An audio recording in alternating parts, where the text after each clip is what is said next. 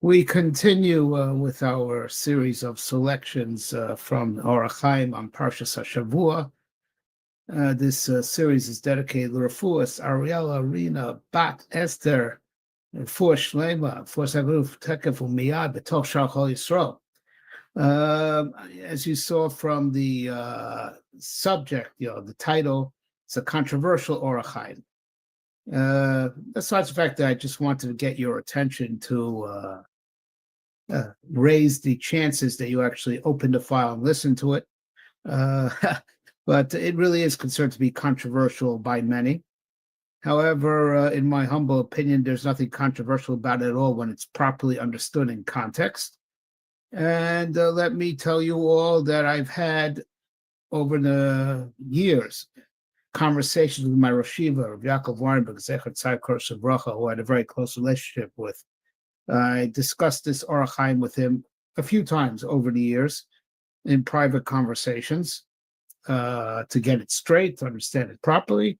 And I had also one conversation regarding it with my other Rebbe Muvak, Rav Moshe Shapiro, So what I'm going to say in course of the week to explain this Ohr HaChaim in detail, I'm not just saying Al Das Atzmi, I'm saying Al Das Rabbi Isai, right? But without further ado, to get to this, so to speak, radical, controversial Ohr HaChaim, considered to be radical and controversial by many, although, like I said, that is, I think it's the proper Torah hashkafa, or the mainstream hashkafa when it's understood correctly. So we have in the parsha that Yosef says his dreams that get his brothers really upset. Right, so when Yosef approaches, so one brother says to the other, and that Rashi identifies it was it was Shimon and Levi. They said, let's kill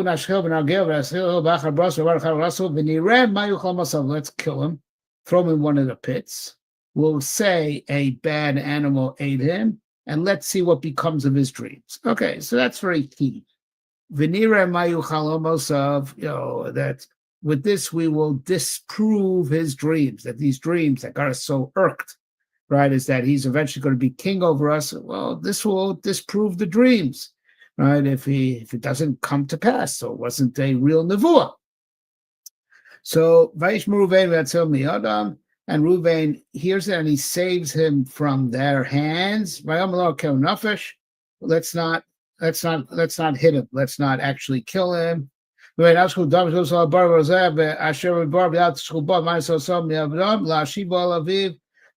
let's just throw him into one of the pits without spilling his blood. And one of these pits in the desert, and let's not have our own hand touch him. Right, and there's only it was the purpose of saving him and returning him to his father. Okay, so they want to disprove the dreams, and Reuven wants to save him and suggests throwing them in a pit. Now, to further understand why this is not a very simple plan on Reuven's part. I guess when's he finally going to come back and pull him out of one of these pits in the deserts, Bor Bamidbar, right? So he'll come back for it. Okay, but what's going to be in the meantime? Especially as Chazal tell us that they threw him into the pit. Va'borek ein bo mayim. The pit was empty. There is no water. Mayim ein bo nechashim va'akravim yesh bo. May not have had any water, but there were snakes and scorpions in it. Okay. So it wasn't like Reuven, really put him in a safe place, that it was, just stay here for a while and I'll come get you. Put him in a very hazardous place. So what's Reuven's plan? Right, that as it were, he's for sure going to save Yosef, right? And what did he say? And what really was his winning argument that Shimon and Levi backed down from actually killing him with their own hand. Okay, so the Ohr HaChaim goes on this. So the Ohr HaChaim first says, what we mentioned, that V'nireh mayu chalamosav, they had a very prime objective of proving that these dreams that irked them so much, were lies, right? Either Yosef lied about them or he just was daydreaming about it and that influenced his dreams, but it was not a nevuah, right? Because you say it's not going to happen, right? So that's their prime objective, and that's actually what Reuven is responding to, right? And saying that's what you want to do. You want to disprove his dreams. You're not going to do it by killing him with your bare hands. That doesn't disprove the dreams. And I'm reading from the Ohr HaChaim on Pasuk Chavav, Perek Lamed Zayin, Pasuk Chav Aleph. And I'm good. We generally don't read it inside, but this time, for purposes of that no one should think I'm in any way fabricating anything that's written here, I want to read it inside. That's it. Reuven saved Yosef from their hands. Pirush, this means to explain this. How so? Lefi Shodam Baal Bechira V'Ratzon, because since the human being has free will and he moves by his own, he's self-propelling. He moves by his own will. That's free will, right? V'yachol laharok mi shelo nischayev misa. Words of Ohr HaChaim. He can kill someone who is not sentenced to death by hands of heaven. Heaven never decreed death, but I have free will. I mean, the person has free will, and he can kill someone who is not chayev misa. Literal words of the Ohr HaChaim. We'll discuss this. That only a person with free will can do. Kill a person that heaven has not necessarily decreed death on.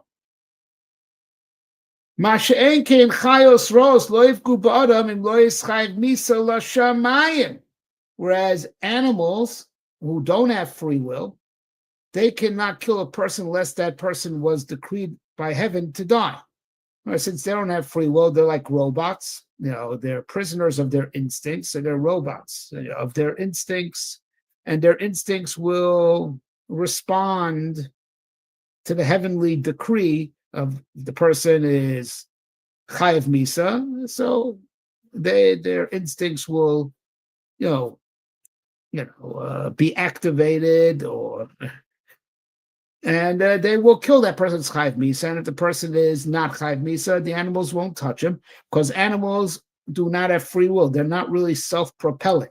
They are not proactive, they are reactive, and they're going to react to whatever was decreed on this person from heaven. So if it was decreed upon him to die, they'll do it. They'll eat him, right? Hurt him, right? And if not, they won't. They cannot go against the heavenly decree because they're not self-propelling, because they don't have free will. But man does have free will. Man could kill someone who's not chayev misa. That's the words of the Ohr HaChaim. And now let's just take this Ohr HaChaim as a given before we qualify. Just take his words at face value, just to finish up the piece and understand what Reuven said to the brothers, to Shimon and Levi. That's that Reuven wanted to save Yosef from their hands, from the hands of Shimon and Levi. Pirush miyad b'chir, not from the hands of a person with free will, right? Right. And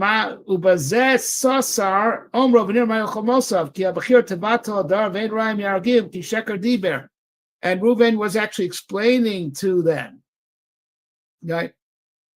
This very point. You guys have free will, and you guys, because you have free will, you could go against, what may have been decreed by heaven. Maybe it was decreed by heaven. He should be a king, maybe, but you guys cut that short with the power of your free will.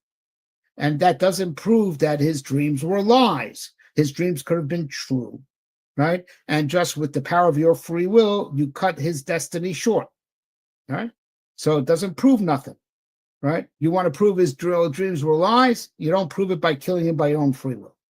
You throw him into the pit, and he's at the mercy of the snakes and scorpions, but snakes and scorpions don't have free will.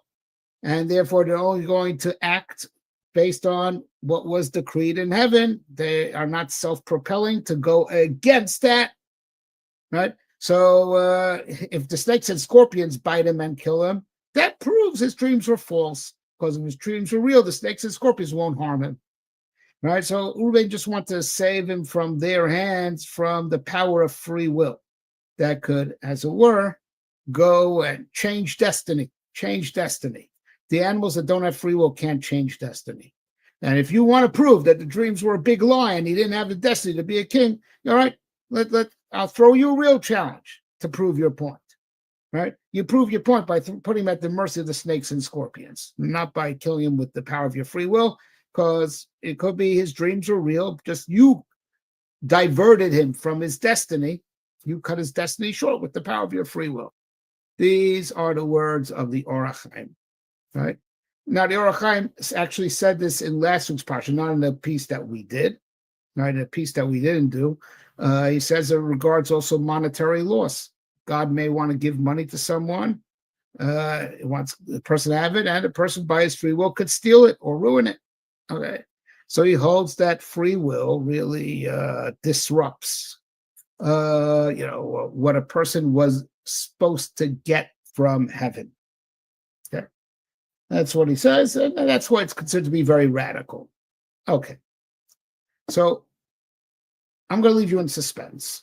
But I had many discussions with my Rosh Yeshiva. My Rosh Yeshiva used to teach this Ohr HaChaim. But he didn't say the name of the HaChaim, he actually said the name of the Zohar. He used to teach it, and he used to say it's Mamasham. I said, it seems to me, no, forget me. Who cares what I think? It seemed to the Rosh Yeshiva, right, this is also the day of the Rambam, right? But this Ohr HaChaim, when you put it in context, is not nearly as radical as you think. Right, and it's actually the proper hashkafa to look at the power of free will. Right, I'll just leave you with 2 points, and we're going to spend another 1 or 2 sessions just unpacking this Ohr HaChaim, and understanding what he means. Now, first and foremost, there's divine justice. So now I just said a minute ago, that there's an Ohr HaChaim in last week's Parsha that says that, the same thing, God will award a person money, and the thief by his free will, using the power of his free will for evil, will take his money away. Says the Ohr HaChaim right over there. Yeah, it succeeded for the moment. For the moment doesn't mean it'll succeed in the long run. There's divine justice. The thief gets punished. And that person eventually, in the long run, will get his money back. So, there's divine justice. The Ohr HaChaim is not suggesting that crime pays. Free will is not a license to steal. Free will is the ability to do harm. Doesn't mean you'll get away with it. Doesn't mean you won't pay for it. Doesn't mean that the victim won't, be compensated when God metes out justice against the aggressor. The aggressor can disrupt, the course of how events were unfolding with the power of free will. Animals can. That doesn't mean that God, with divine justice, won't make it right, as he will before the end of time. Right? So that's number one. And the Ohr HaChaim never saying that because he has free will, he could do some damage and get away with it. Of course not, he won't get away with it. He'll be punished. Right? And the person, the victim, will be compensated. Okay? Right? There's divine justice. The Ohr HaChaim is just saying that it's possible that if the guy would have not chosen to do evil, the guy would have had it good. Right? That's all he's saying. Doesn't mean that that because he disrupts it and he strips this person of his goodness, whether of his wealth or of his health, right? Doesn't mean that Hashem won't make it right at the end of time. There's justice. There's schar v'onesh, right? So justice there will be. Justice will be. The point he was making is that temporarily, the free will could disrupt things that if he would have not chosen to do that bad act, things would have been good for the victim, right? Right. So it's just saying that it's disruption, but it doesn't mean that this disruption will stand in the long run. The long run mean in the big picture, right? All crime will be punished, and all those who have been unjustly treated will be compensated. There's divine justice, and Chas v'Shalom, the Ohr HaChaim was not in any way Chas v'Shalom denying that. Just the opposite. Since free will is so real, that's why the criminal really deserves to be punished. right? If this guy was going to die anyway, this guy was going to lose this money anyway, why do you punish the guy? Why do you punish the thief? Why do you punish the murderer? Right? Right? That's right. The other side of the argument. I want to leave you in suspense, but I don't want to leave you thinking that the Ohr HaChaim Chas Shalom is an apikurs that denied schar v'onesh. There is schar v'onesh, right? There will be reward and punishment. And when you understand that and you put the focus on reward and punishment, you realize that the Ohr HaChaim is being very reasonable, because if the thief is terribly punished and the murderer is terribly punished, it must be that they did some real damage that wasn't going to happen anyway, right? Seemingly, right? We'll discuss this, right? So that's point number one I want to leave you with, right? Which we'll unpack more. Right, point number two I want to leave you with, for those who heard me speak in Kilas Avas Yisrael this past Shabbos.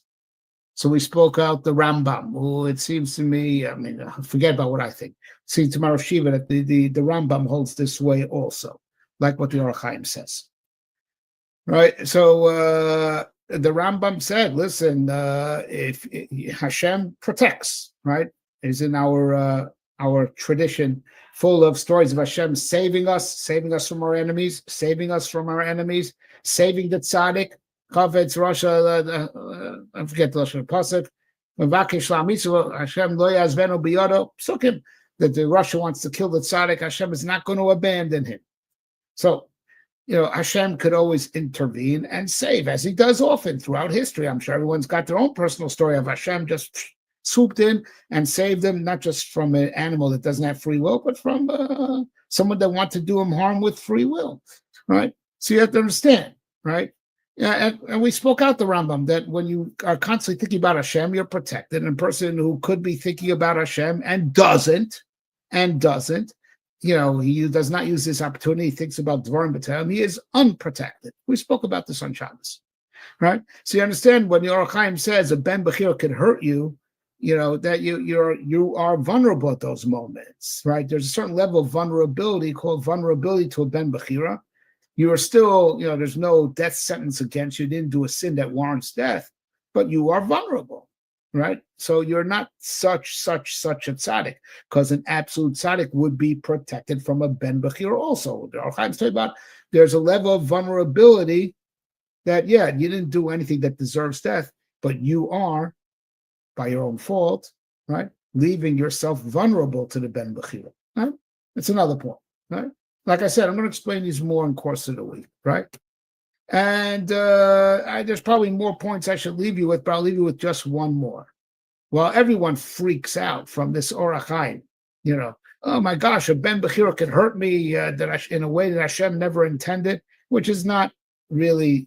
That's a mischaracterization and take it out of context, and I will explain it. That's not what the Ohr HaChaim is saying. That's not what the Ohr HaChaim is saying. The Ohr HaChaim is merely saying that there is a difference between the shmira that you need from a ben bechira versus the shmira that you need from a non-ben bechira, which David HaMelech, as my Rosh Shiva used to always say, what is David HaMelech? What's he crying about? When he says Nifla na biyad Hashem ki rabim rachamav ubiyad adam ale pola, you see that there's a difference. I want to be punished by Hashem. I don't want to be subject to the whims of a ben bechira. You see that there is a difference, right? There is a difference.